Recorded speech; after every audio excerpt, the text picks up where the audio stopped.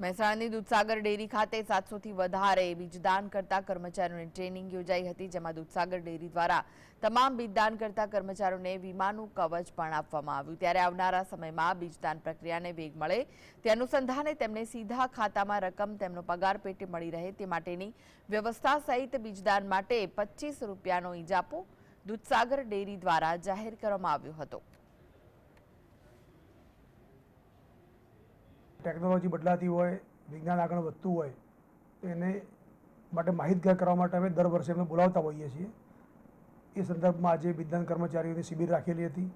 એની અંદર બધા જ બીજદાન કર્મચારીઓને નવી નવી જે ટેકનોલોજી આવે છે બીજદાન માટેની એ, એના સિવાય ડોઝમાં કઈ રીતના કામ કરવું, પશુને શું ખવડાવવું, આ બધી જ બાબતોની એમને માહિતગાર કરવામાં આવ્યા।